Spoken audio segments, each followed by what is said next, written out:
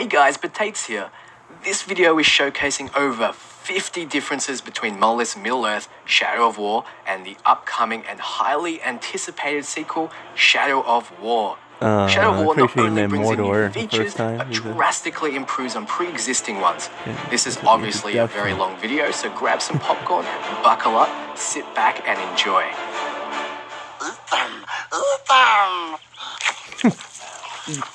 In Shadow of Mordor, you could play around in fortresses, but you could never attack them with an army or control them yourself. In Shadow of War, you can. The major goal of every region now, of which there are 5 instead of 2, is to attack and capture a fortress from the enemy overlord. The only way to face the overlord is to attack the fort. So once you're ready, you can start the mission, which brings up an information screen. You can then set Uruk captains you control as leaders of the attack, and each leader can bring with them one upgrade that you can purchase with in-game currency, Mirian. Upgrades include siege equipment, beasts, and different warriors. You can assess the strength and weaknesses of the defenders and see what they bring to the siege, and if you have the right intel, see exactly what their strengths and weaknesses are. The fortress will have a set number of war chiefs with their own bodyguards defending. If you have installed spies, you can see them here. You then begin the siege, and after words from the Overlord and your captains, your battle begins. No more talk! Bring war! Your job is to capture key points of the fortress, and you do so by having more allies on the point than your enemies. If you fail at any point before the Overlord, you can restart the mission, where the surviving defenders will rank up, but any dead will remain dead. If you die at the Overlord, you can restart the Overlord fight. If you succeed, the fortress will be yours, and you can install one of your faithful followers as your new Overlord. The fortress will then take on your Overlord's tribe theme, and the region will unlock all new missions for you to partake in. A very cool goal, which was lacking in Shadow of Mordor. These sieges are massive battles, and they make recruiting all the worthwhile. Seeing your men charge a line and fight for their master is truly satisfying.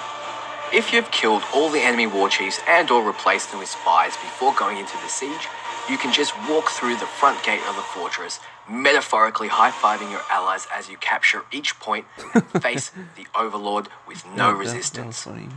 Once you reach the endgame and all fortresses have been captured, it'll start what's called the Shadow Wars, in which the gameplay flips and you'll have to start defending your hard-earned fortresses from the forces of Sauron. Defending is harder, as you'll need to be in a lot of places at once. If you fail, Sauron will take back his fortress and your Overlord will be captured. You can then embark on a mission to rescue him, please do. Then you can try to retake your fortress again. This is a really interesting way to keep the game fresh far past the story's end. Alright guys, let's start with one of my favourite new additions to the Middle-earth series, Hype Uruk. Now when a captain interrupts the action to taunt you, a nearby grunt can interject and spout taunts on his behalf. I don't know about you guys, but I'm damn sure going to let one of those Hype Uruks kill me just so I can have a fortress full of them. The Hype Orcs also don't get any special bonuses, but, you know, they're pretty cool. It's the way we are. Orcs gotta kill man-filth. It's just how it goes. A fantastic addition to the series is the Olog High. In Shadow of Mordor we had warriors, defenders, hunters, archers and berserkers, but they're now called savages. In Shadow of War, there's another class in the form of a troll-like Uruk called Ologs. Ologs possess the Olog's strength trait, which means their regular attacks hit much harder. It seems to me like these attacks can do some serious damage to defender shields, which makes me think this class counters it. Also, it seems as though their slow movement and attack speed make archers naturally counter them, making archers much more useful than they were in Shadow of Mordor. Ologs can also not be vaulted over, making them the only class that naturally can't be. You can slide between their legs though. Speaking of Olog, you can ride them. Yes, ride them. Well, technically you're joyriding, as I'm sure the poor fella doesn't enjoy being stabbed repeatedly in the back. But hey, he starts swinging wildly, so it helps you when you want to clear the area, right? With the addition of Ologs, classes would have been interesting enough. However, Monolith loves us and went one step further by introducing advanced classes. So captains can be any of the 6 classes, and on top of that, one of the following advanced classes. The first advanced class is the Tank, a heavily armored fighter who can withstand immense damage. Slayer, who overpowers their enemies with executional combat skills. Destroyer, an expert in explosive tactics and weaponry. Commander, buffs those who fight alongside him. Assassin, who prefers to ambush enemies and strike them down quickly. Beastmaster, at one with the creatures of Mordor. Beasts don't attack these guys. Marksman, specialist in range combat, fires with increased accuracy and does additional damage. Tracker, who seeks you out no matter where you hide, summoning in reinforcements to hem you in. A Berserker, chaotic warrior who becomes enraged in battle, who thrives when damaging others. And finally, the Trickster, an expert in surprise attacks who's difficult to predict. Captains can have a class, advanced classes, and they can also be part of a particular tribe. 7 with the base game and 2 more to be announced as DLC. That brings the total combinations of classes, advanced classes, and tribes to 540. Pretty impressive, unless my math is way off. The tribe influences an Uruks theme, down to its looks and the abilities that it has. A tribe also influences the look of the fortress, but I'll go into that later. Each tribe has a unique weapon and kill animation. So, here are the tribes. The Terror tribe, which uses dual whip-like chain spikes to sweep all enemies in front of them. The Warmongerer tribe, which uses spiky metal pauldrons to beat their enemies into a pulp and lock away their weapons. The Mystic tribe, which uses a cursed dagger and can teleport behind enemies to stab with it. The Dark tribe, which uses twin scythes to decapitate their enemies. The Feral tribe, which uses Wolverine-like claw blades to slash wildly at their enemies. And finally, the Marauder tribe, which use twin crossbows to unleash a volley of stunning arrow fire. Not many details have been released on the DLC tribes. All we know are that they're called the Slaughterer and Outlaw tribes. A little birdie told me that the Outlaw tribes will be like Mad Max. Be looking forward to that. So if this all wasn't enough, Monolith have updated the traits that Uruks can have, from flamethrowers all the way to resurrecting the dead. Many more weaknesses and many more strengths will increase the need of vigilant information gathering, which really changes up how you approach each situation. You may have a bodyguard that has a poison weapon, for example, but could be facing an Uruk that's enraged by poison. An interesting new skill is the trait Fast Learner, in which an orc can become immune to a skill you use on them repeatedly. So for example, if you use Vault a lot, suddenly you won't be able to. This will really put a spanner in the works of those players that can't adapt themselves. As you can see, captains have gotten a huge upgrade in terms of their versatility and variety, and their titles are no exception. There are a huge number of new Uruk titles that can be available to them, from the Pickler to one word to my favourite, Tasty. A title can modify a captain's complete theme. Tasty, for example, says only sentences based around the word tasty. Tasty, tasty, tasty, tasty. That being said, titles that existed already in Shadow of Mordor have been given an upgrade too. Some voice actors have been changed and dialogue has been drastically increased to suit more situations and scenarios. Speaking of titles, titles can now change. If an Uruk conquers a fortress, for example, his title can change to The Conqueror. If an Uruk dies to a particular type of damage, like flies, his title can change to Maggot's Nest. This is a welcome update, as this adds more to the dynamic nature of the Nemesis system. As mentioned, Uruk can cheat death and come back with scars. This was a feature in Shadow of Mordor, but now that feature has been dramatically expanded upon. Uruk can come back in a variety of ways, with a whole host of new scars. Not only can enemies come back from the dead, but allies can as well. Thanks Monolith for that change. Now my faithful servants can return to me. Also, there are new ways to scar. For example, if you shame an Uruk, he can come back with bruising to his face.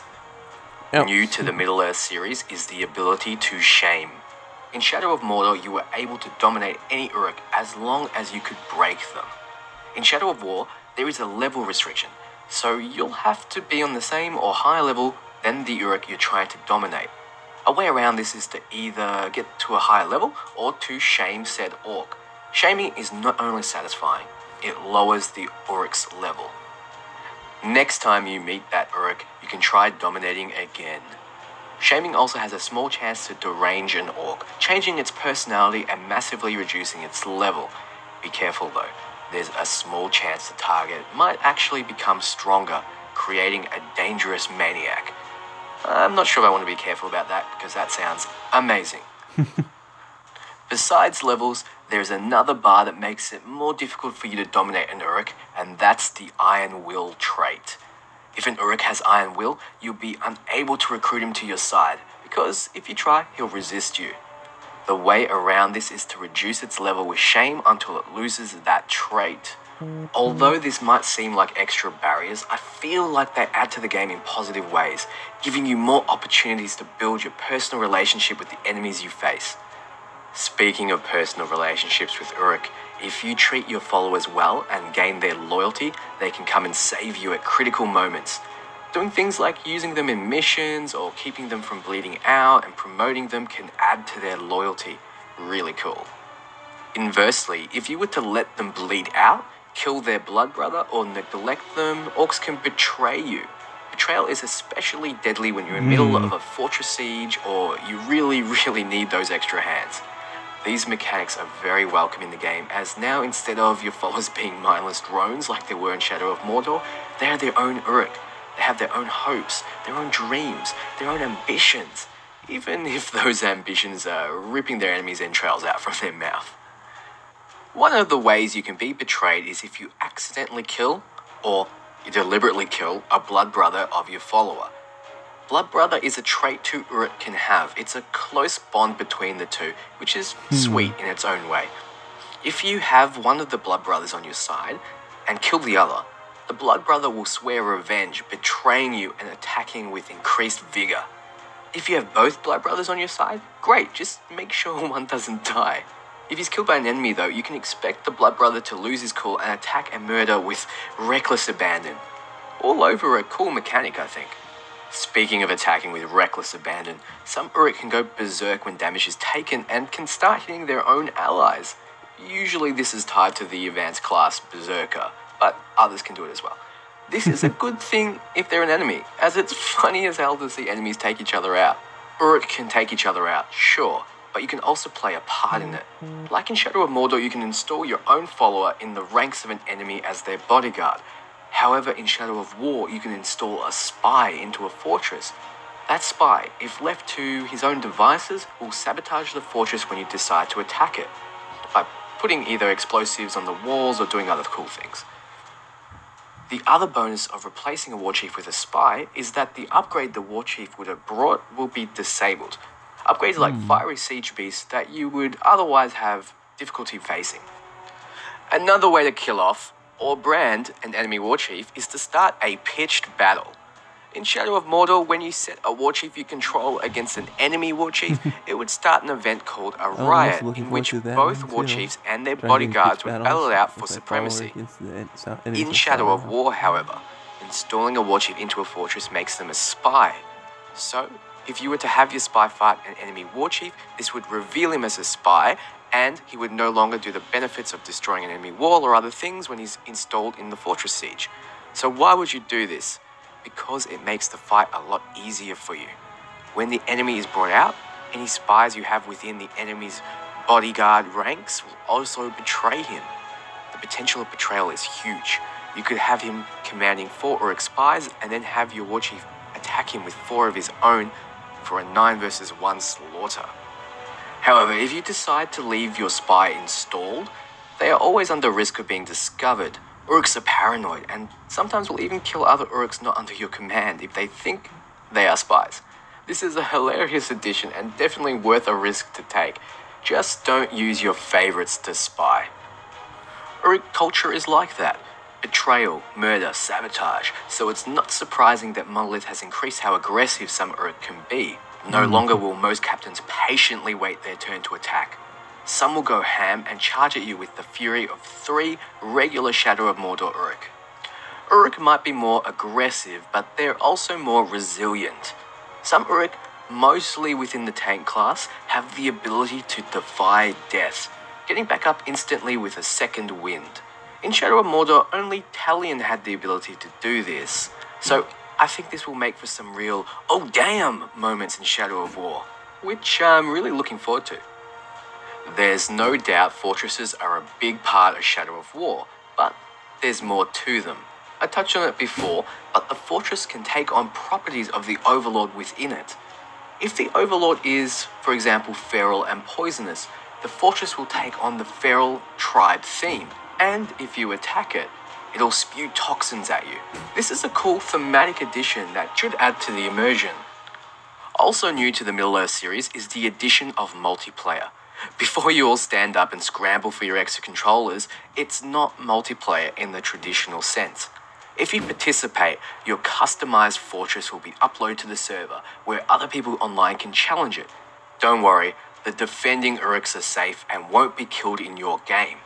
You can also participate in attacking other people's fortresses. If you do and succeed, you'll be rewarded with loot, like conquest loot chests, depending on the time it took to complete the mission. If you capture orcs during your conquest, you can't take them back to your game. Also, if you're playing in ranked mode, any orcs you bring that die will stay dead. So if you want the fun but not the risk, stay away from ranked and stick with friendly conquest. By completing in ranked and succeeding, this increases your assault ranking, letting you take on progressively more difficult fortresses, where failing lowers your ranking. This should be a fun new addition to the series. I personally can't wait to take on my viewers' fortresses. It'll be a lot of fun. Okay guys, the next feature has been met with scrutiny, and I don't want to get into the politics of it all, because this video is really focused around the new additions, so take the next part as it is. A new feature, and please don't send me death threats.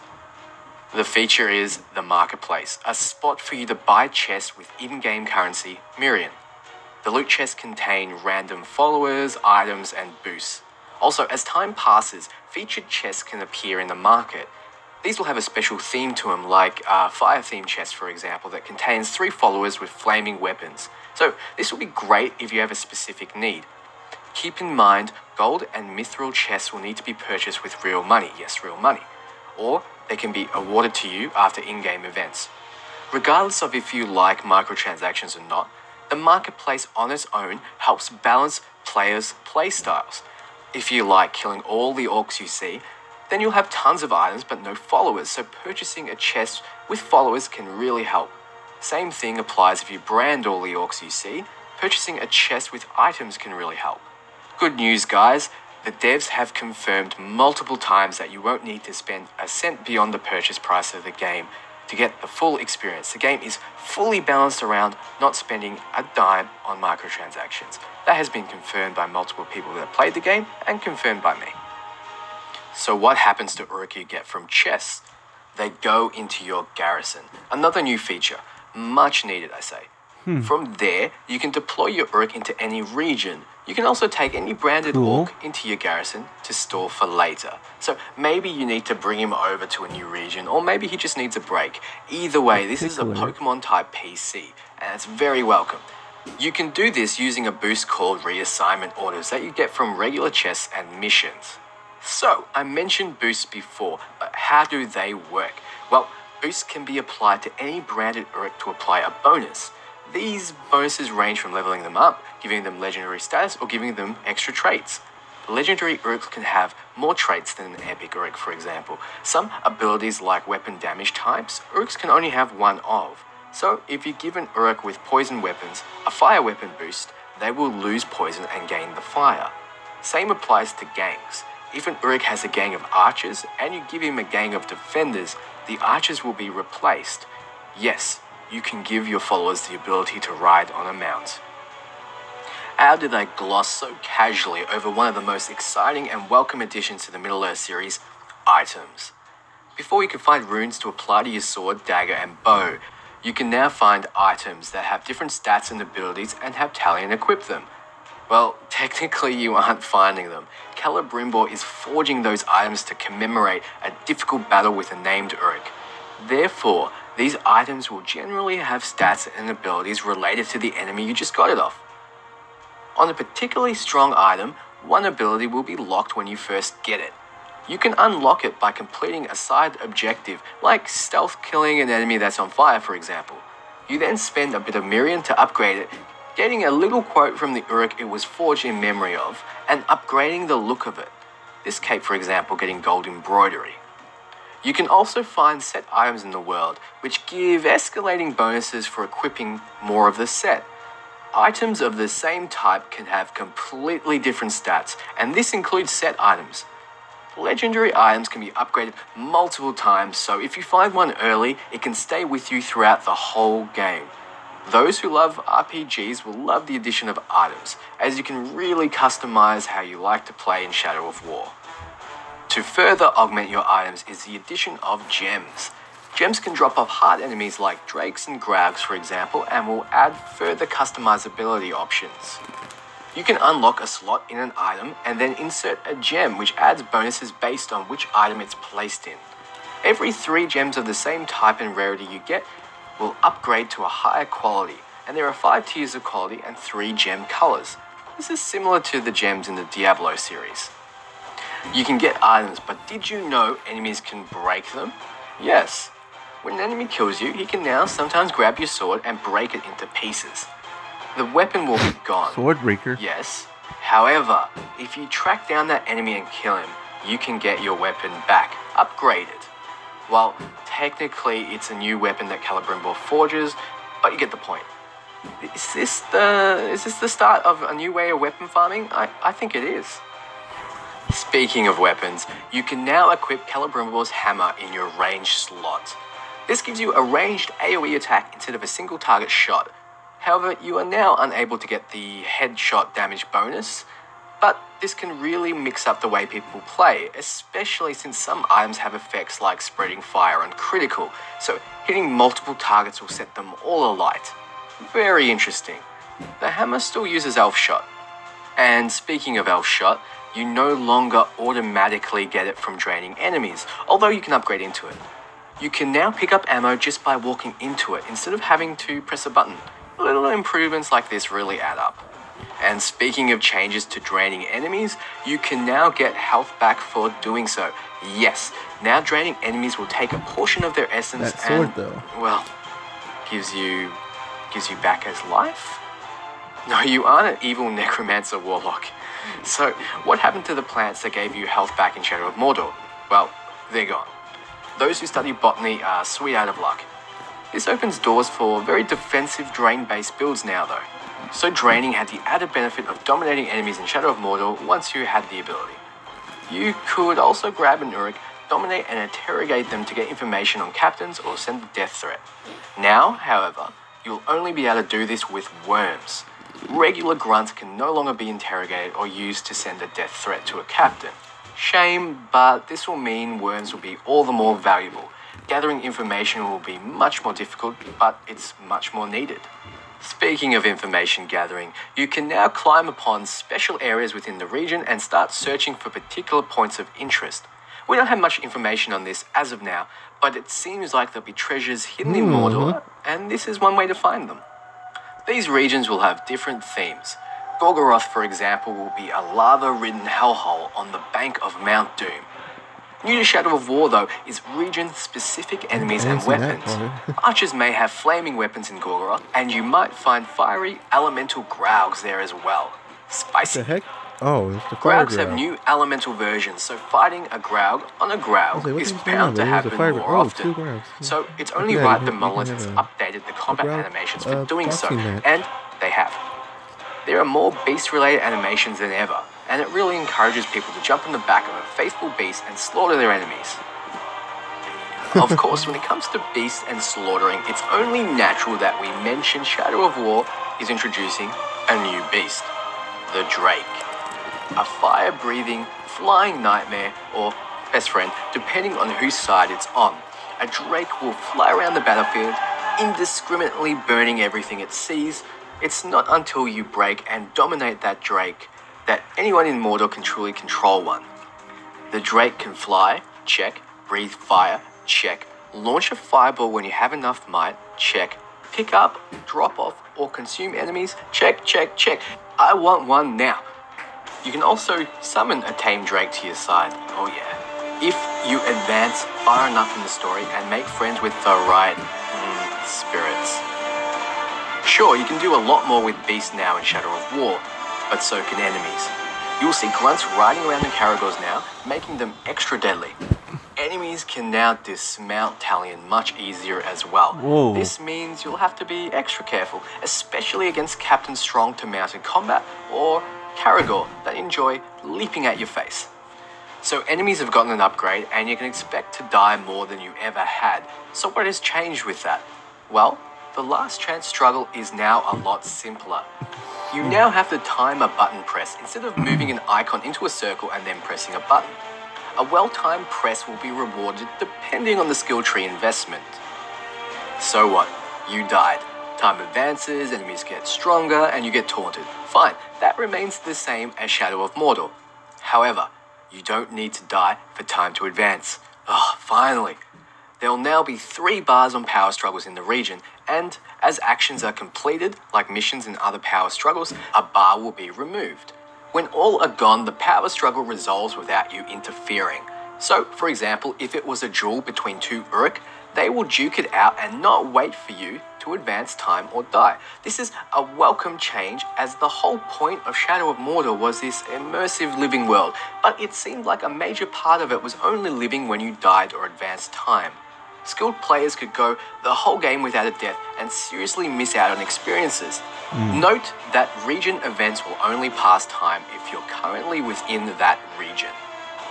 Speaking of power struggles, you can now mess with them in a new way. If you see one in the world, you can send a follower you own to ambush it. 2 Uruk fighting, your Uruk will ambush the fight and attempt to take them both on. An interesting and fun way to mix up the game and turn things to your advantage, or simply see if your follower is worthy of following you. Another way to see if your follower is worthy of following you is to send him to the pits. I've touched on this as one of my favorite features introduced in Shadow of War in multiple videos of mine, so if you want to see more footage of this, check out my channel. A new event is being introduced in Shadow of War, and that is pit fighting. To prove an Uruk's loyalty and strength to a war chief, he will now fight in the pit against another Uruk. If that Uruk is your follower, he will become a spy if he succeeds. What makes pit fights special? Whoa. Well, a pit fight is a battle between 2 Uruks and it cannot be interfered with by Talion. If you were to interfere, your follower's cover would be blown. So why is not interfering cool? Well, because you get a cinematic view of the action, can sit back and place bets at your own pace. For those who watch me live stream, you'll know I love setting up duels and placing bets with all of you. Usually I have one of the members of the chat pick an Uruk which I die to, we watch it getting promoted to captain, and then we sit it against another Uruk a member of the chat has grouped up. Now with pit fighting, we can do this a lot easier. Also, in Shadow of War, Uruk use all skills available to them. If they have bombs, they will throw them. If they can summon in troops, they will summon them in. If they can summon in a Graug, you better believe he's summoning in the Graug. If he can teleport, he will. This is really a true battle. Imagine the possibilities. Grooming an Uruk up Pokemon style and sending him against another. Also, Uruks have the chance to gain a trait of those they defeat. Defeated Uruks will also drop gear and level the winner up. I cannot wait. Of course, damage types have had an upgrade too. The stun effect you get to see in Shadow of Mordor before a flurry or vaulting over an enemy is now a freeze from ice. Ice slows or stops an enemy in its tracks. Fire now spreads from enemy to enemy and can spread across wooden structures. Poison now causes an enemy to stop what they're doing and vomit, which spreads the effect. Savage weapon has now been changed to Cursed. Cursed does a damage over time effect as well, but it disables some of the powers of the ring when applied to Talion and applies a stagger when applied to Uruks. Stagger disables immunities and other positive traits, so it's pretty useful. An interesting effect is if you mix poison and fire. This creates what's called Balefire. Balefire has the effects of both poison and fire and does massive damage over time.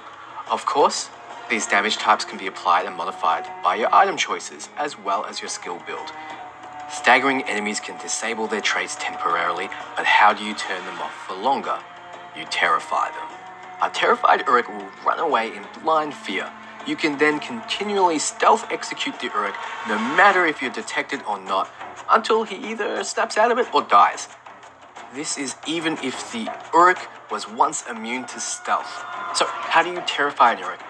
Well, much the same way as you did in Shadow of Mordor. Grunts will be terrified by flies, or their captain dying, or brutal attacks and other skills. Captains will only be terrified if they have a fear of something, so look at their character sheet and use a worm to investigate them. If they have a fear of burning, put meat back on the menu, boys, and light him up. The captain will then run away in pure terror, leaving him open to brand or massacre with stealth attacks, or, well, anything you want, really. Mordor has never been more alive. Just a casual journey through and you'll run into prisoners. What did they do? Did they disobey their masters? Well, with Uruks you can never really tell. For all we know, this prisoner is being locked up because he didn't murder enough. However, if you find one, you can free him. The prisoner will be grateful, rightly so, and will turn against his captives. He isn't branded though, so he could just as easily turn on you if there's no one around to vent his anger. But what fun you'll have! Perhaps you should do him a kindness and let him kill you. When he's promoted, you can hunt him down and brand for a follower that knows what it's like to hate Uruk as much as you do. The world is alive, so naturally there'll be more traps and dangers, from lava pits to spider and ghoul eggs, which function as not only an obstacle, but a way for you to damage your enemies and exploit their weaknesses. You can now slide whee! If you kill an orc marked with the treasure symbol, he'll drop a small amount of Mirian or a gem. Really cool. So, Shadow of War has a new updated skill tree with tons of brand new skills and abilities. I have the full skill tree and all of the skills on my channel, link below. Be sure to check it out if you want more detail. I also have a ton of build videos already created for those eager to start planning out their skill build. For now, let's go over the new things Talion can do. Keep in mind though that each skill has 2 or 3 potential upgrades. You can purchase all the upgrades of one skill, but you can only have one active at any time. You can hot swap upgrades at any time, however. Okay, so Might is a new resource introduced in Shadow of War. Might will be stored when you deal damage and, depending on the upgrades you have, take damage. When you have a full Might bar, you can unleash a Might-based attack, like Execution. In Shadow of Mordor, there was no Might meter. Instead, you unleashed these Might attacks when your hit streak was high enough. Once you exited combat or took damage though, you would no longer be able to launch those Might attacks. In Shadow of War, the bar builds but does not deplete until you use the attack, letting you be more strategic with when you set off your powerful moves. However, you can get an upgrade to turn Might gain back to how it was in Shadow of Mordor. So, Wraith is another resource introduced in Shadow of War. Similar to the ability that let you get off unlimited executions for a set amount of time, when Wraith is fully built up, you can unleash it to get unlimited executions in Elven Wrath mode. You can also use Wrath to enrage your captains if you have the skill upgrade. So, Wraith is gained by killing enemies. First thing to mention is critical strikes have been changed. They're no longer stronger versions of your melee attack when perfectly timed. They are increased damage attacks, RPG crits in the traditional sense. There are different ways to make your different attacks critically strike, and a lot of items and builds that benefit from them. You can now double charge your Might bar, and when double charged, you can unleash a more powerful execution that causes enemies in the area to run away in fear. Yeah, probably because you're chopping off more limbs than you probably should be. Next is the ability to chain executions with the upgrade Wraith Execution. By using Focus, the resource that kept you aiming in slow motion in Shadow of Mordor, you can chain executions from target to target like you could with Shadow Strikes. With the right upgrade, Talion can now dash forward while in stealth, which is great for situations where you need to close the distance fast before you are seen. Another stealthy upgrade is the ability to poison grog barrels from a distance. An extremely satisfying skill that can be further upgraded to make grunts explode when poisoned, or go berserk and attack everyone. It can also be upgraded to turn flies' nests, cages, and baits into proximity traps. Imagine all the fun you can have with this skill. Keep in mind, you can still shoot the grog barrel to make it explode, except now it's poisoned and will set off a balefire explosion, doing extra damage. Like executing, you can now chain stealth kill. This also consumes focus and can clear out large groups of enemies before they even see you. Another addition to Shadow of Mordor's stealth option is the ability to leave behind Celebrimbor when you use Distract, and when an enemy comes to check it out, they're in for a nasty surprise as the Spectre pops out and kills them swiftly.